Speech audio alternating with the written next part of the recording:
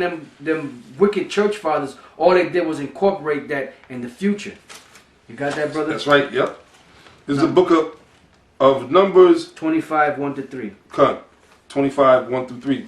And Israel abode in Shittim, and the people began to commit whoredom with the daughters of Moab. And they called the people unto the sacrifice. That whoredom that they were committing was talking about worshiping the other idols. Remember, you got spiritual fornication, and you have physical fornication, which is adultery. Go ahead. It says, and they called the people unto the sacrifices of their gods. Right, and how do they do that today? They call people. You know, they have these the Christmas parties, Thanksgiving parties, and all that stuff, and they call the people to it. Now, don't get me wrong. If somebody tells you that they're gonna have some turkey or whatever, you can eat, because you say a prayer over it and you make it holy. Paul spoke about that. You know, but as far as going there for the festivity of it and, you know, getting all into the spirit, that's all bullshit. You know, if the Lord said that the earth is the Lord's and everything therein, so you could get a meal if you want to, you know, but that's up to you. That's up to the individual. You know, go ahead. And Lord's will, maybe in another lesson we'll go into something like that to show you, brothers, you know, those type of situations. Go ahead. Right, come. Verse 2 again. And they called the people unto the sacrifices of their gods. And the people did eat and bowed down to their gods. Go ahead. They bowed down to their gods. Go ahead. And Israel joined himself unto Baal Peor. And the anger of the Lord was kindled against Israel. Right, so that represented who? Nimrod. Yep. All right, now let's go. That was Nimrod, which is Baal Peor, Balaam, whatever you want to call him. Now go from there to Jeremiah 7 and 17 to 20. Now this is dealing with the second part of that so-called Trinity. You know, which now they have, you know, they have the Father, the Son, and the Holy Spirit. That's another way that they worship it, you know, that Trinity in so-called Christianity. Go ahead, brother. Jeremiah chapter 7 verse 17. Yep. It says, seest thou not what they do in the cities of Judah? And the Most High was pissed off when he saw these things. So he said, look, he was telling Jeremiah, seest not what they do in the cities of Judah? Go ahead. And in the streets of Jerusalem, the children gather wood, and the fathers kindle the fire. Same thing that they would do for sacrifices to the Most High. Go ahead. And the woman need their dough to make cakes to the Queen of Heaven. Back then they had a certain way they made them. Today they have the so-called hot cross buns. Go ahead. And to pour out drink offerings unto other gods. And you see that even among the so-called Haitians. When they worship Chango and all whatever gods that they worshiping, they take the rum, they put it in their mouth and they spit it out, you know, unto the so-called sacrifice. Go ahead. That they may provoke me to anger. They may provoke who? The Most High to anger. Go ahead. Do they provoke me to anger, saith the Lord? Do they not provoke themselves to the confusion of their own faces? That's why people today don't know who they are. Why? Because the Lord, they pissed the Most High off, and the Most High gave them over to a reprobate mind. Only the elect now is going to get it. Go ahead. Therefore, thus saith the Lord power, behold, my anger and my fury shall be poured out upon this place, upon man and upon beast, and upon the trees of the field, and upon the fruit of the ground, and it shall burn and shall not be quenched. That's why the Most High is going to destroy America in thermonuclear destruction, because you Israelites out there still committing them same acts today. And you're going to these churches, you're worshiping these churches, you're worshiping them gods of the other nations still, and in the guise of the other white meat, Caesar Borgia, so-called Jesus Christ. All right? So the Most High is pissed off because you haven't changed. Yeah. You're doing the same things that you did back then. The elder quoted earlier, there's no new thing under the sun. You're doing the same shit back then or today that you were doing back then. Now, we did Nimrod, Balaam, Semiramis, Ashtoreth. Now let's deal with Tammuz. Go to Ezekiel chapter 8. And we're gonna go to the point, you know, on this one, because you know what? We're gonna start at the first verse. Okay. We're just gonna go through it, And we may have to do a part 2 to this because there's a lot of information, that came up. We tried to do this lesson last week, but it didn't happen. Satan was, hindering. So the Lord, allowed us to find out certain other information and certain things the Lord revealed to us about this Trinity thing. We later found other information that corroborated, and backed up what we were saying, which shows you how the Spirit works. The Lord will reveal something to you, and then the Spirit will be on you to go and do the research and find certain information in scriptures to bring all this stuff out, to the elect. All right. So now, Ezekiel 8:1, brother. Okay. And it came to pass in the 6th year, in the 6th month, in the 5th day of the month, as I sat in my house, and the elders of Judah sat before me, that the hand of the Lord Yahweh, by Hashem Yahushai, fell there upon me. Then I beheld, and lo, a likeness as the appearance of fire, from the appearance of his loins even downward fire, and from his loins even upward, as the appearance of brightness, as the color of amber. And he put forth the form of an hand, and took me by a lock of my head. And the Spirit lifted me up between the earth and the heaven, and brought me in the visions of the Most High to Jerusalem, to the door of the inner gate that looketh toward the north, where was the seat of the image of jealousy, which provoked. That image of jealousy was basically whether it was the Queen of Heaven, whether it was Nimrod and Baal, or whether it was Tammuz or any of those other gods that you worship. Those are the images of jealousy, because the Most High said what? He is a jealous power. Go ahead. Right, where was the seat of the image of jealousy, which provoketh to jealousy. And behold, the glory of the power of Israel was there, according to the vision that I saw in the plain. Then said he unto me, Son of man, lift up thine eyes now the way toward the north.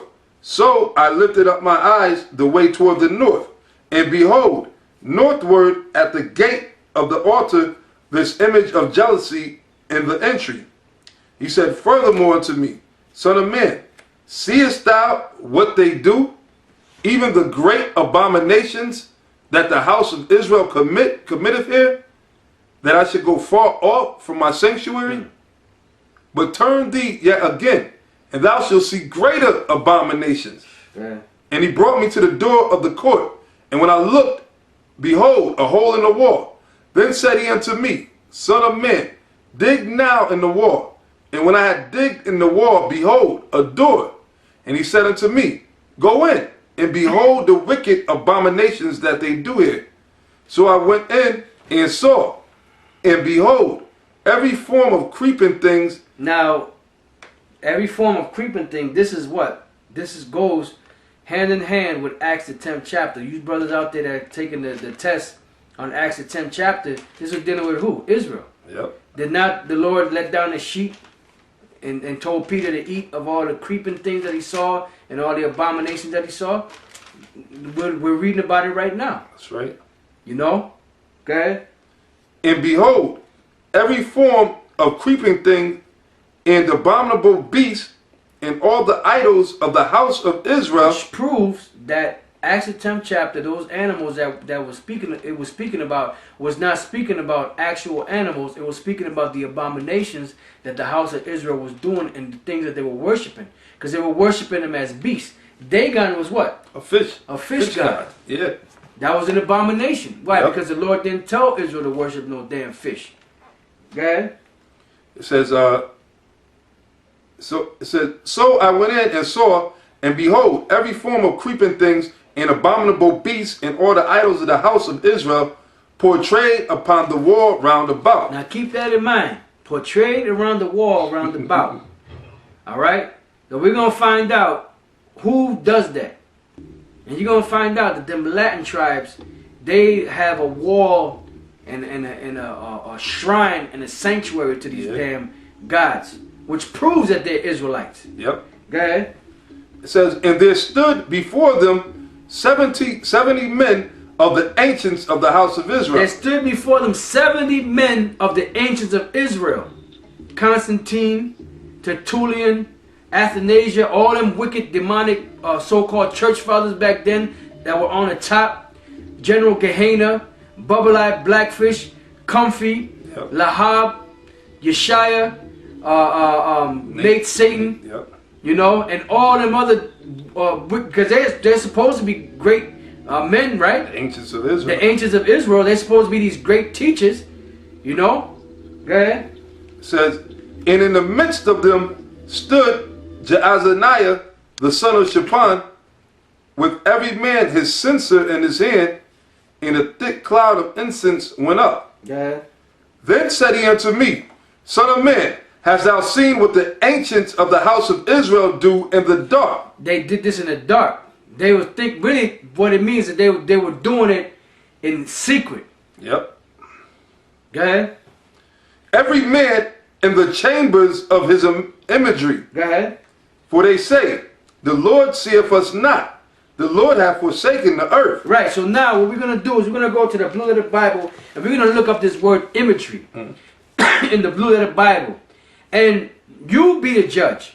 You decide whether or not those, you know, so-called Latin tribes, as your brothers, you know, as we call them today, because that's what they have, the so-called Latin tribes, Yep. you know, me being from the tribe of Ephraim, you know, if they do not fit this bill here. Oh, shit. So we will be right back. And I'll even throw Judah in there too.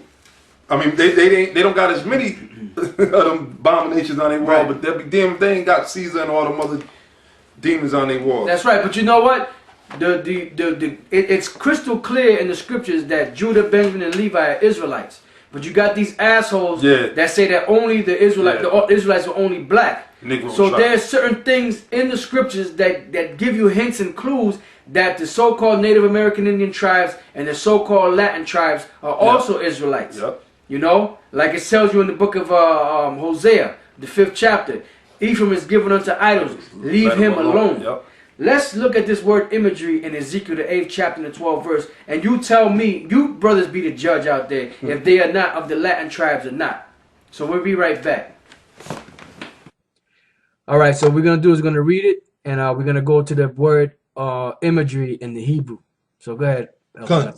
Ezekiel 8 and 12.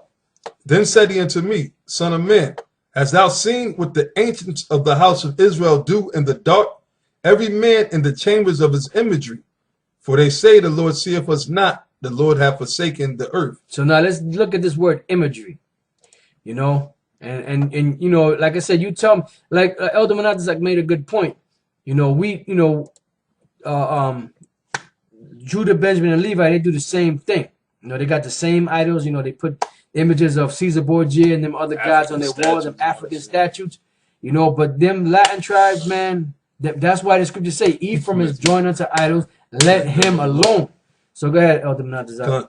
Okay, it says Masha Kayath, which is showpiece. Figure. That's, you know, a showpiece. Them idols are showpieces. Go ahead. Imagination, image, idol, picture. Go ahead.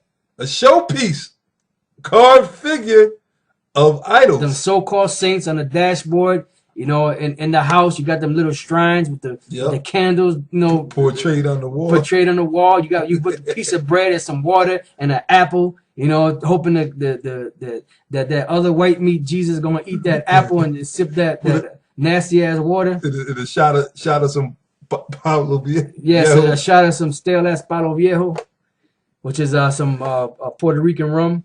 Go ahead. Imagination. Conceit. Now we're gonna jump down to the Jacinius lexicon. Go ahead. Right. Okay. For Masha Kayaf, image, figure, from the root to look at, to behold. The chambers of images. The chambers of images. An example: the walls of which were adorned with painted figures of idols. Now you tell me if that don't fit them Latin tribes. Yeah. I mean, it fits Judah, Benjamin, and Levi. Yeah. But like I was saying, it's crystal clear that Judah, Benjamin, and Levi are the tribes already. Right. But it says what? It says, an example, the walls of which were adorned with painted figures of idols. compare verses 10 and 11. So when you go to these botanicas, right? Which are satanic. Which pretty much you could call that a Puerto Rican house now. Yeah. It's the same thing. You go up in there and they have all these idols, and they got all kind of colors, and they all painted. You got this saint with the crutch, which is supposed to be Hephaestus, which was supposedly cast out of heaven by Zeus, and he hurt his leg when he hit the island of Lesbos, so he had to walk around with a crutch. You know, he was all fucked up because he had to walk around with a crutch. You know. Yo, man.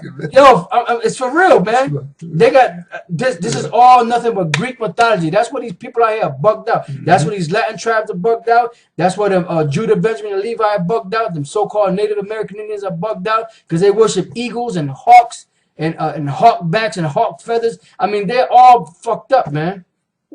That's what the Most High said. Matter of fact, give me real quick the book of Hosea, chapter 8, verse 8. Matter of fact, I'll put it up here while the elder Menatizak's getting it. You know, I mean, you know, we're having a little fun with it, but at the same time, it's the truth, man. Yeah. The scriptures say that the whole head is sick.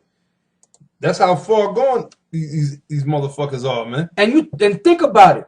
At one time, them nations used to look at us and they used to praise us for the great knowledge, wisdom, and understanding that Yahweh Bashem Yahushai gave to us. But now they look at us with disdain, man. They look down upon us. You know, that shows you how far we have degenerated from back then till now. That's right. So go ahead, brother. Hosea 8 and 8. Right. Hosea chapter 8, verse 8. Israel is swallowed up. Now shall they be among the Gentiles as a vessel wherein is no pleasure. And that's why Jake is all messed up as they are today. All right. So I just want to, hit this real quick again. It says what? This is the word. Right. Mashad Kayath. It says, an example, the wars of which were adorned with painted figures of idols. With painted figures of idols, man. You know? So, pretty much, I mean, we got a lot more information to bring out. But, we figured this is a good time to stop it because we were going and we noticed the time is getting long. And you know how Jake is. Jake has a very short attention span. So, Lord's will, we're going to do a part 2 to this, and if not, then, hopefully through the spirit of Yahweh Bashem Yahushai, this broke it down enough to where you brothers, and a few of you sisters out there understand the Trinity, and that it was all set up by paganism and by Constantine and those wicked church fathers back then. And they only were able to put the truth down by military might or by political might, which they're doing the same thing today. But this time around, they can't stop it because the word is going forward. The spirit of Yahweh Bashem Yahushai, the spirit of truth. No longer shall our teachers be. Right. No longer shall our teachers be pushed into a corner anymore. Yeah. And the truth that has been held down for so long shall come up to the surface in so many words. So with that, we're going to say shalom. Shalom to the elect. Shalom.